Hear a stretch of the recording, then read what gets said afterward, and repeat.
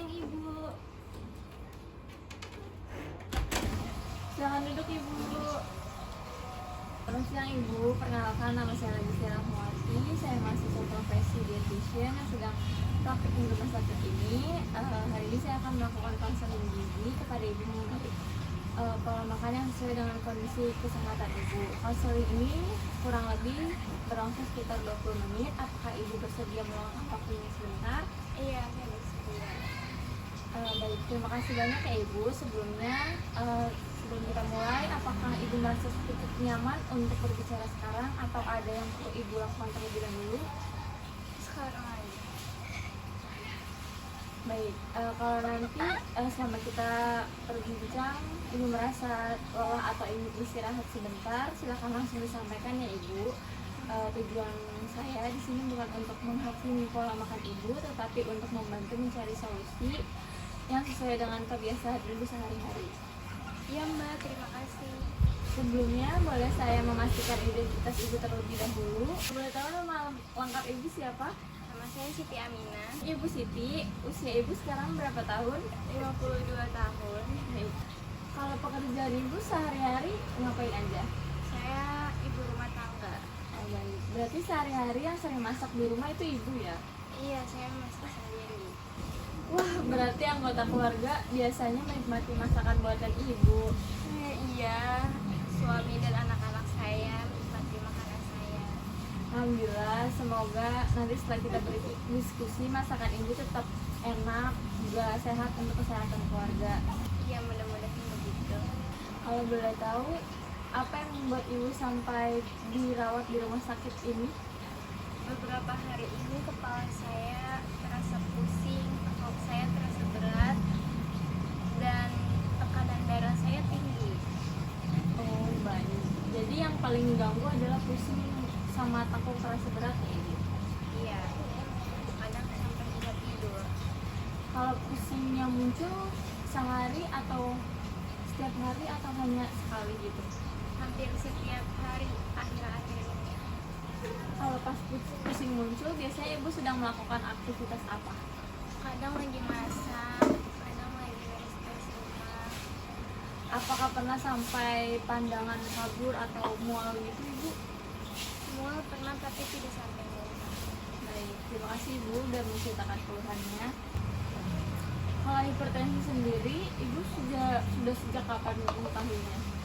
Kurang lebih 6 tahun yang lalu. Oh, berarti itu cukup lama ya Ibu, sekitar 6 tahun yang lalu. Apakah Ibu rutin kontrol ke dokter? Kadang rutin, kadang enggak. Apa yang biasanya membuat Ibu tidak sempat untuk kontrol? Kalau saya lagi merasa sehat, saya merasa tidak perlu kontrol. Oh, baik Ibu. Jadi saat tubuh Ibu merasa baik-baik saja, Ibu merasa penyakitnya sudah membaik. Iya, saya pikir begitu. Saya paham sih Ibu, perasaan Ibu. Banyak pasien hipertensi juga merasakan hal yang sama karena hipertensi memang sering tidak menimbulkan gejala. Justru karena itulah kontrol rutin tetap penting agar tekanan darah Ibu tetap terjaga dan resiko komplikasi dapat dikurangi. Oh, begitu ya Mbak. Apakah Ibu mendapatkan obat darah tinggi dari dokter? Iya. Obatnya diminum setiap hari? Sejujurnya kadang lupa. Baik, terima kasih ya Ibu udah jujur. Kira-kira dalam seminggu bisa lupa berapa kali? 2-3 kali mungkin. Menurut Ibu sendiri, apa yang membuat sering lupa untuk minum obat? Karena keseringan di dapur, suka lupa. Baik. Nanti kita coba cari solusi supaya Ibu bisa minum obat lebih teratur ya Ibu. Iya Mbak. Sebelum saya bertanya lebih lanjut, saya izin untuk melakukan pengukuran antropometri terlebih dahulu ya Ibu. Apakah Ibu bersedia? Iya, saya bersedia.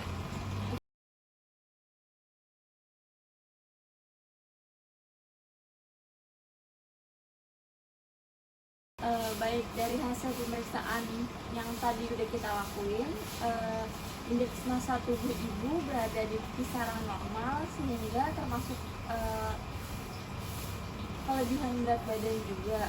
Kondisi ini itu menjadi salah satu faktor yang menyebabkan darah tinggi Ibu sulit terkontrol. Oh, jadi berat badan juga berpengaruh ya? Ya ibu, berat badan, pola makan, aktivitas fisik, sama konsumsi garam, semuanya saling berhubungan dengan tekanan darah. Matin, kalau menurut ibu sendiri, apa penyebab tekanan darah ibu itu yang sering naik? Mungkin karena capek. Selain capek, apakah ada lagi yang ibu pikir mungkin menjadi penyebab? Mungkin karena saya suka makan asin kali ya. Menurut saya, ibu sudah memiliki pemahaman yang baik bahwa makanan asin memang bisa berpengaruh terhadap tekanan darah. Nanti kita akan bahas lebih lanjut ya ibu, bagaimana cara mengurangi garam tanpa membuat masakan ibu terasa hambar. Nah itu saya bingung mbak, kalau misalkan garamnya dikurangi nanti makanannya jadi nggak enak. Itu pertanyaan bagus sih ibu. Banyak pasien juga memiliki kekhawatiran yang sama seperti yang ibu rasakan. Tenang aja, nanti saya akan membantu beberapa tips agar masakan ibu tetap enak walaupun garamnya diimbangi. Wah saya mau belajar mbak. Alhamdulillah, saya sangat senang kalau ibu memiliki semangat untuk belajar. Itu merupakan langkah awal yang sangat baik. Baik Ibu Siti, tadi kita juga sudah membahas sedikit mengenai penyakit riwayat ibu dan berat badan ibu.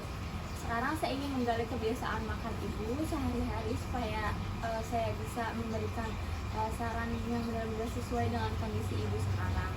Tidak ada jawaban yang benar atau salah ya ibu. Saya ingin mengetahui kebiasaan makan ibu seperti apa. Iya mbak, silakan. Sebelum itu, saya ingin menjelaskan sedikit mengenai hasil pemeriksaan ibu. Berdasarkan catatan medis yang saya dapatkan, tekanan darah ibu saat masuk rumah sakit ini adalah 170/100.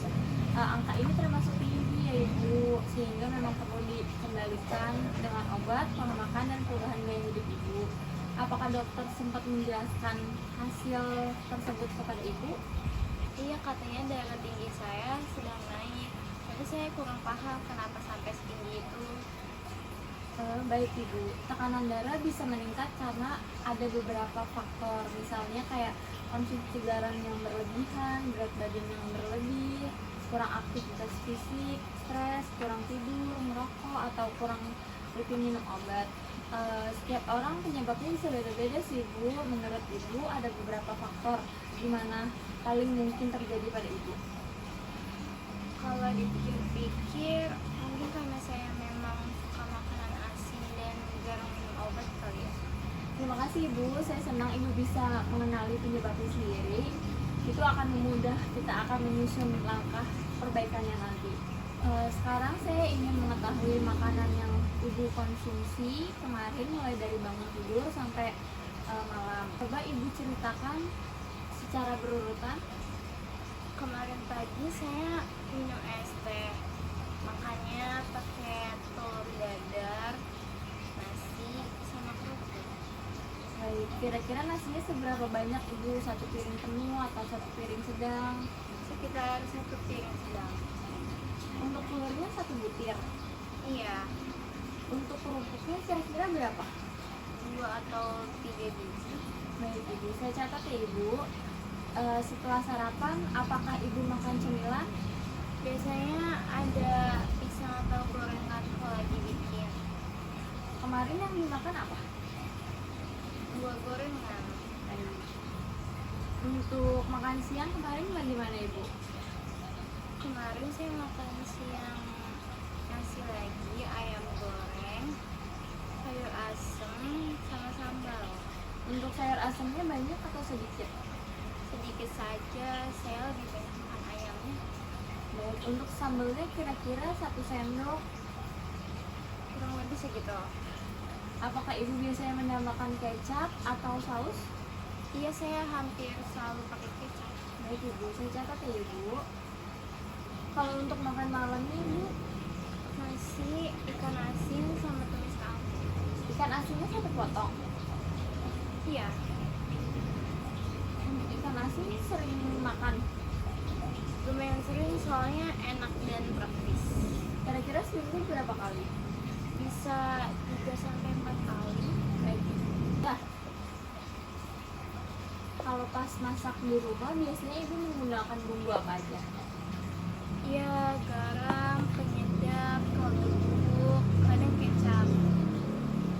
Kalau garam biasanya kira-kira pakai berapa sendok ibu?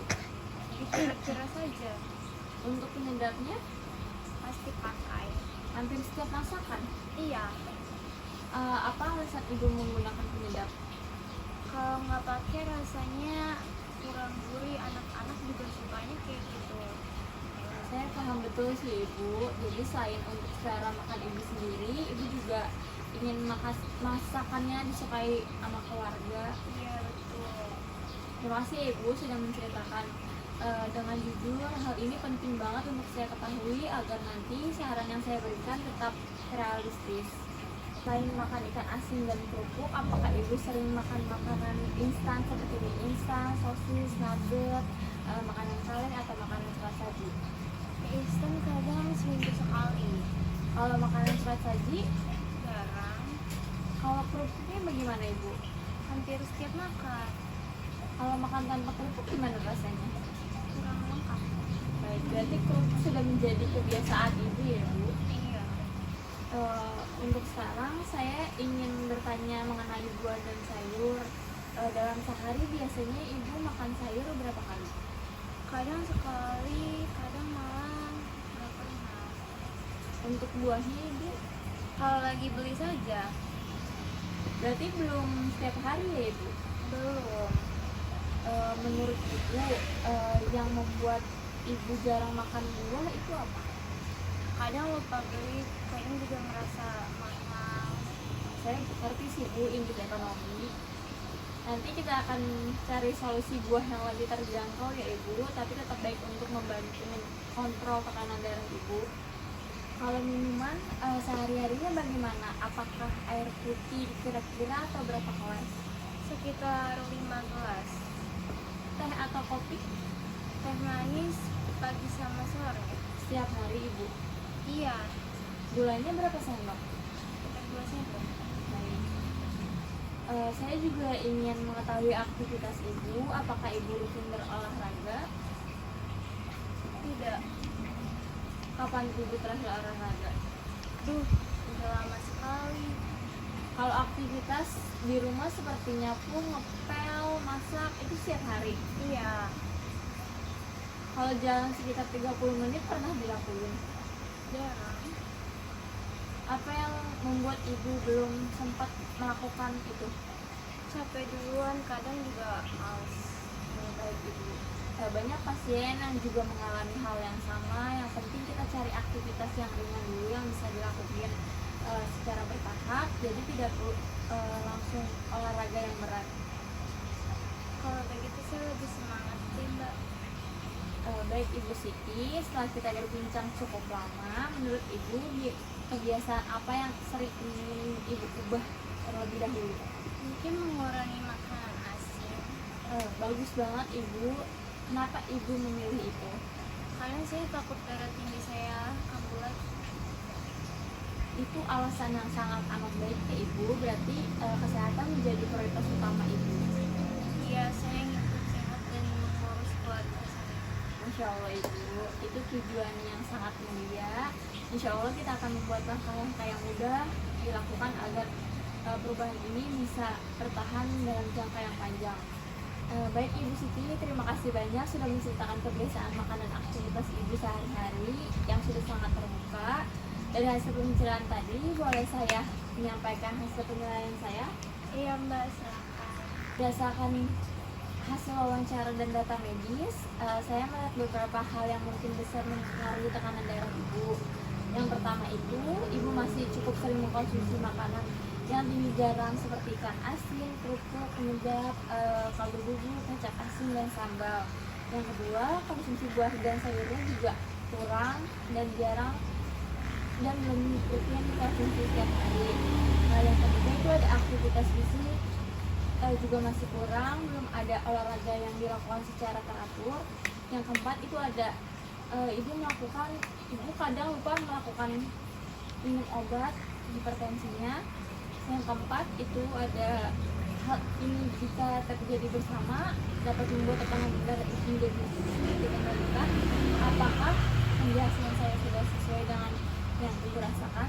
Iya mbak, saya merasa kebiasaannya itu sudah lama sekali.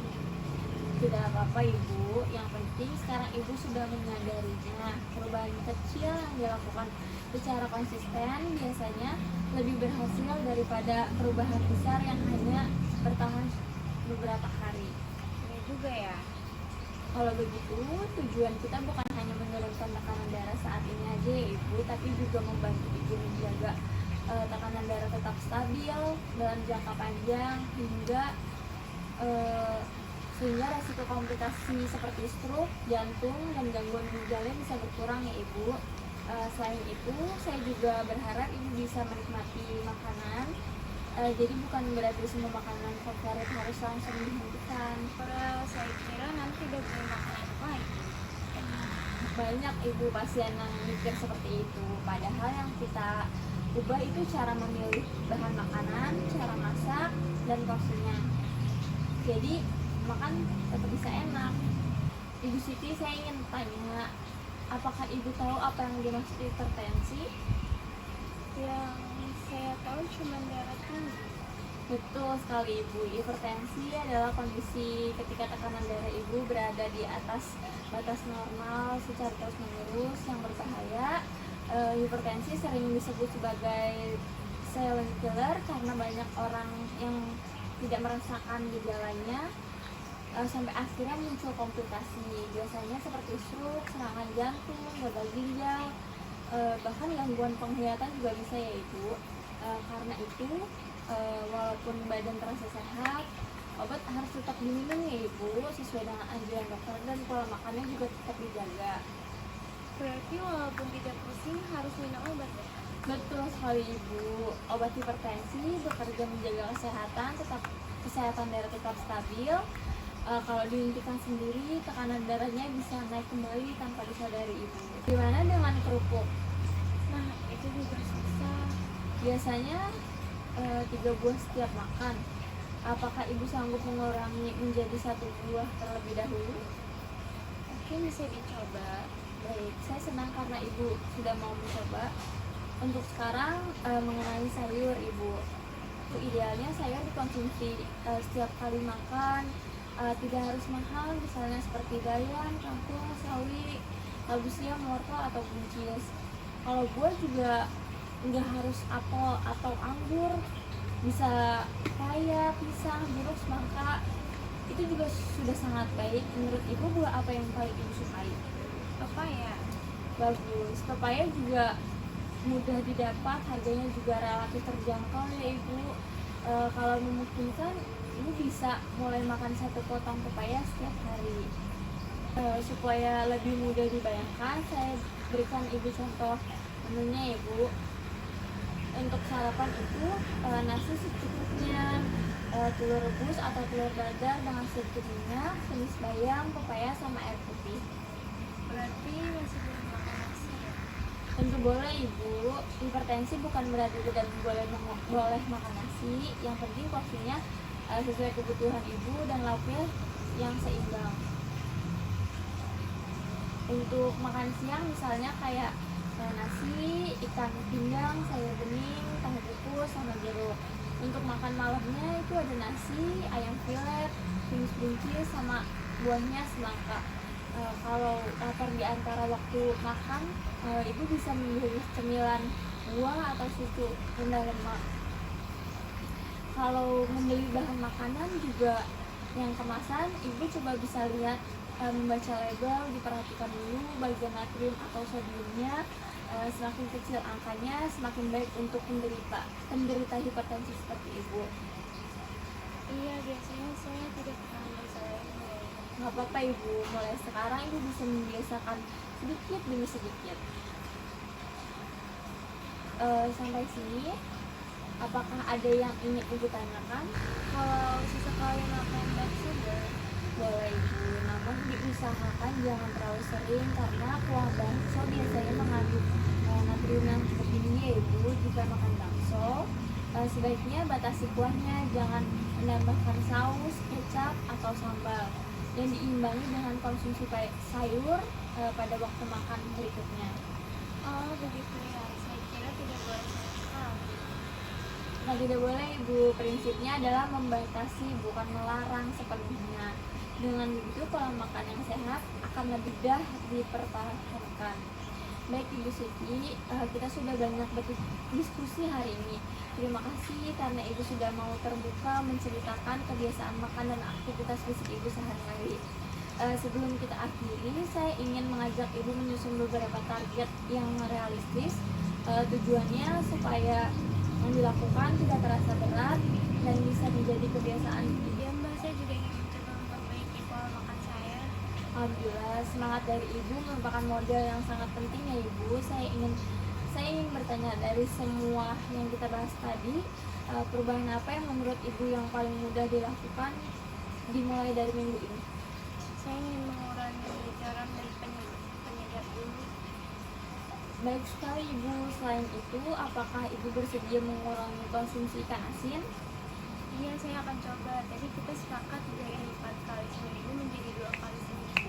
Betul sekali Ibu. Saya senang Ibu masih mengingatnya. Supaya targetnya lebih jelas, kita buat tujuan yang sederhana ya Ibu. Target pertama itu mengurangi penggunaan garam dan penyedap rasa pada saat memasak mulai hari ini.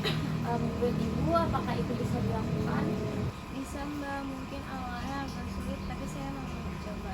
Bagus sekali Ibu. Itu target yang kedua, konsumsi sayur dan buah setiap kali makanan utama, yaitu makan pagi, siang, dan malam.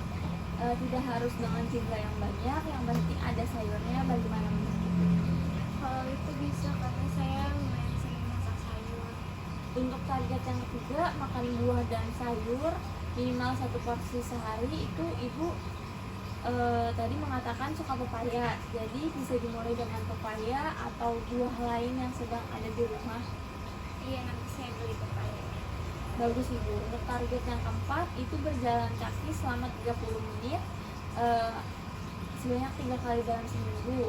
Tidak harus langsung cepat, cukup jalan santai terlebih dahulu juga tidak apa-apa Ibu. Apakah target ini sudah sesuai dengan kemauan Ibu? Kalau setiap hari mungkin belum sanggup, tapi kalau 3 kali seminggu mungkin masih bisa. Baik, kita sesuaikan dengan kemauan Ibu ya Ibu. Yang penting dilakukan secara konsisten. Sekarang saya ingin bertanya, menurut Ibu apa yang mungkin menjadi hambatan ketika mulai menjalankan perubahan ini? Mungkin keluarga saya belum terbiasa makan garam lebih kurang ini. Jadi memang sering menjadi tantangan sih Ibu. Menurut Ibu apa yang bisa dilakukan supaya keluarga Ibu tetap mau menikmati masakan Ibu? Mungkin saya bisa memakai rempah-rempah yang Mbak jelaskan tadi. Insya Allah, betul sekali Ibu. Saya senang Ibu sudah mulai menemukan solusinya sendiri. Selain itu Ibu juga bisa mengurangi garam secara bertahap. Lidah biasanya membutuhkan waktu sekitar beberapa minggu untuk beradaptasi dengan rasa yang lebih rendah garam. Berarti tidak harus langsung hambar ya? Tidak Ibu, justru kalau dikurangi sedikit demi sedikit biasanya lebih mudah diterima. Bu Siti, kalau saya boleh tanya satu lagi, Silahkan. apa alasan terbesar Ibu ingin menjaga kesehatan sekarang? Saya ingin tetap sehat supaya bisa mengurus suami dan anak-anak saya. Dan saya tidak ingin seperti tetangga saya terkena serangan stroke. Baik Ibu, terima kasih sudah berbagi. Itu adalah alasan yang paling kuat ya Ibu. Setiap kali Ibu merasa malas atau tergoda makan-makan yang terlalu asin, coba kembali ingat tujuan tersebut. Dengan menjaga pola makan yang rutin, minum obat, dan aktif bergerak, Ibu sedang berusaha menjaga kesehatan agar tetap bisa bersama keluarga. Iya Mbak, saya juga punya semangat. Saya ikut senang ya Ibu dengarnya. Untuk memantau perkembangan ada beberapa hal yang Ibu lakukan di rumah. Yang pertama itu usahakan mengukur tekanan darah Ibu secara rutin, misalnya seminggu sekali di puskesmas, klinik, atau menggunakan alat tensi sendiri di rumah jika tersedia. Yang kedua itu minum obat sesuai jadwal yang diberikan oleh dokter ya Ibu. Agar tidak lupa, Ibu bisa memasang alarm di telepon, genggam, atau meletakkan obat di tempat yang mudah terlihat. Yang ketiga itu diperhatikan juga konsumsi buah dan sayurnya dan air putih supaya lebih baik dibandingkan sebelumnya. Yang keempat itu jika ada keluhan seperti pusing, nyeri dada, sesak nafas atau tekanan darah ibu tinggi, segera periksa ke fasilitas kesehatan ya ibu. Apakah ada yang ingin ibu sampaikan mengenai pemantauan ini? Kalau tekanan darah saya sudah normal, apakah pola makanannya boleh kembali seperti dulu? Pertanyaan yang sangat baik ya ibu. Jawabannya tidak dianjurkan. Pola makanan sehat sebaiknya tetap dipertahankan ya ibu. Justru tekanan darah bisa menjadi normal karena kombinasinya dengan obat juga. Pola makan yang baik dan gaya hidup yang sehat. Kalau kembali kebiasaan yang lama, tekanan darahnya bisa naik lagi dong bu. Oh, jadi harus dijaga ya? Betul ibu. Baik Mbak, saya akan mencoba mengurangi garam dan penyedap saat memasak, mengurangi makan ikan asin menjadi 2 kali seminggu, mengurangi kerupuk, makan sayur setiap hari, dan makan buah, mulai jalan kaki 3 kali seminggu, dan minum obat sesuai jadwal. Masya Allah, sangat baik ya ibu. Ibu bisa mengingat hampir semua poin yang tadi kita diskusikan. Itu berarti penjelasan saya hari ini sudah dipahami dengan baik. Terima kasih Mbak, ternyata menjaga pola makan itu tidak sesulit yang saya bayangkan. Alhamdulillah, saya juga terima kasih karena ibu sangat kooperatif selama konseling. Ingat ya, perubahan tidak harus langsung sempurna. Yang penting adalah dilakukan sedikit demi sedikit tapi konsisten. Baik, Bu Siti, ini saya memberikan leaflet mengenai pola makan untuk hipertensi. Leaflet ini berisi ringkasan tentang diet rendah garam, contohnya bahan makanan yang dianjurkan, dibatasi, contoh menu, serta beberapa tips agar lebih mudah menerapkannya di rumah. Nanti ibu bisa baca-baca kembali bersama keluarga. Baik Mbak, terima kasih. Nanti saya pelajari di rumah. Sama-sama ibu, saya juga berharap keluarga dapat ikut mendukung perubahan pola makan ibu karena dukungan dari orang-orang yang terdekat biasanya sangat membantu keberhasilan dalam diet ini. Insya Allah nanti saya ajak suami dan anak-anak saya supaya makan lebih sehat.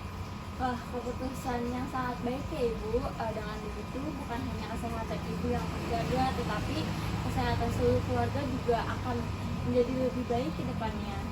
Amin, terima kasih atas penjelasannya Mbak. Saya jadi lebih mengerti tentang makanan yang harus saya pilih. Sama-sama Ibu Siti, saya juga mengucapkan terima kasih banyak karena Ibu sudah meluangkan waktunya dan aktif berdiskusi hari ini. Semoga informasi yang kita bahas bermanfaat dan dapat membantu mengendalikan tekanan darah Ibu. Apabila nanti ada hal yang masih ingin ditanyakan saat kontrol berikutnya, jangan ragu untuk berkonsultasi kembali dengan dokter maupun ahli gizi. Semoga lekas pulih dan selalu diberikan kesehatan ya Ibu. Amin, terima kasih Mbak. Sama-sama Ibu. Saya akhiri konseling hari ini. Terima kasih banyak sudah meluangkan waktunya Ibu.